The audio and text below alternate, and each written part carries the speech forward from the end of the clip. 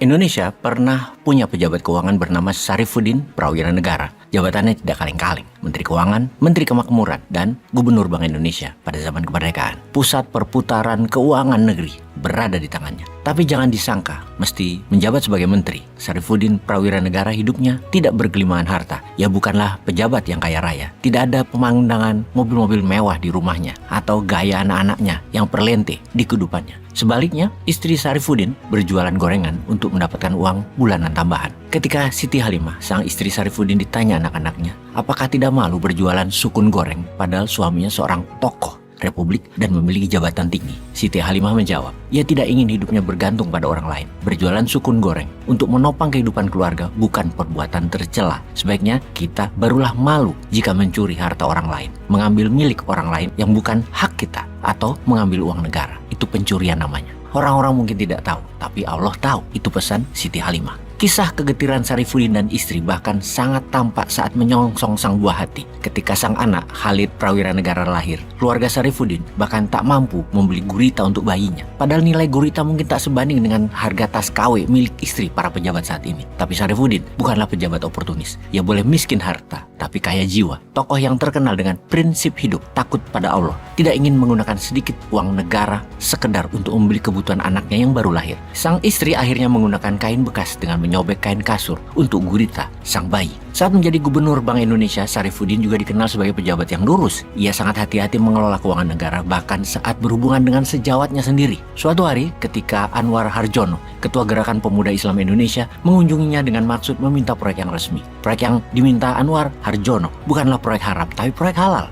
Tapi siapa sangka Syarifuddin justru menolaknya dengan prinsip anti nepotisme yang sangat kuat. Syarifuddin balik berkata, saya ini Gubernur Bank Sentral Indonesia, bukan Gubernur Bank Masyumi. Syarifuddin menegaskan segala aktivitas tata kelola keuangan tidak boleh dipisahkan dari ajaran agama, agar tidak terjadi kesenjangan sosial ekonomi di tengah masyarakat. Begitulah Syarifuddin mewarisi keteladanan sebagai pejabat tinggi keuangan Indonesia. Ia rela hidup sederhana asal rakyatnya sejahtera. Beliau enggan mengambil sepeser pun uang yang bukan miliknya. Bagi Syarifuddin, seseorang tidak boleh menyelewengkan amanah yang diberikan demi kepentingan pribadi, apalagi berlomba-lomba memperkaya diri dan mempertontonkannya kepada masyarakat yang hidup bergelimangan kemiskinan. Suatu hari kemudian ada menteri yang bisa hidup di semua zaman. Siapapun presidennya, menteri keuangannya sama. Total sudah 13 tahun menjabat sebagai menteri keuangan hingga saat ini. Bahkan mungkin masih bisa menjabat sampai 2027.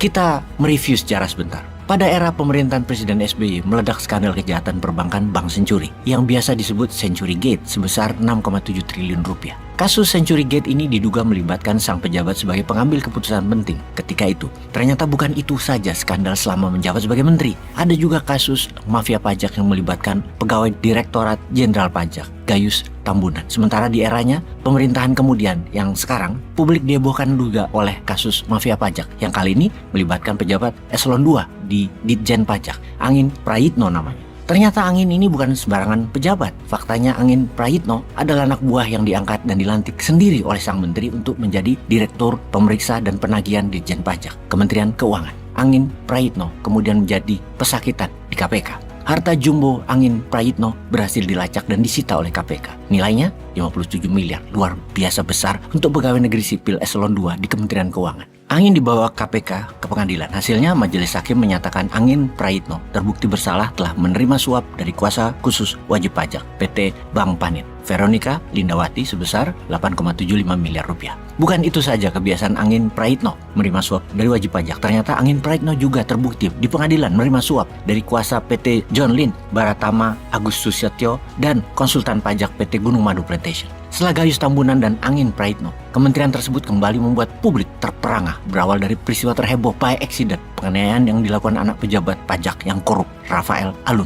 Perilaku korupsi sang anak buah seperti berebutan dan saling susul-menyusul. Setelah harta hasil korupsi Rafael Alun dibongkar, giliran Pusat Pelaporan Analisis dan Transaksi Keuangan atau PPATK membuka data hingga 300 triliun rupiah. Ini skandal keuangan terbesar sepanjang sejarah dunia kali ya. Hebat prestasi ini, di mana kejahatan pencucian uang itu tercatat sesungguhnya lebih parah dari korupsi. Namun bisa-bisanya ada skandal mega dahsyat 300 triliun rupiah dari hampir 200-an transaksi yang didiamkan, bahkan tidak ada gerakan penuntutan penuntasannya. Hebat, asli, hebat banget. Bak jamur di musim hujan yang tumbuh di mana-mana. Bermunculan ke permukaan data tentang harta kekayaan sejumlah pejabat anak buahnya yang lain. Perilaku anak buahnya di Dijen Bea Cukai hingga Dijen Pajak yang senang mengoleksi dan pamer barang mewah seperti motor gede dan lain sebagainya. Untungnya, netizen ora sare. Sungguh netizen saat ini adalah pahlawan perjuangan terhadap kebenaran. Pejuang sejati yang ingin membuat negara ini menjadi benar, bebas korupsi, dan menghukum koruptor. Menghadapi serangan netizen yang ora sare, pejabat jadi sibuk nggak kerja namun lebih banyak menangkis serangan netizen. Juga istri pejabat dan anak pejabat sedang bersih-bersih halaman sosmed. Akun dibuat private dan memperbanyak mengupload kegiatan pengajian. Peace.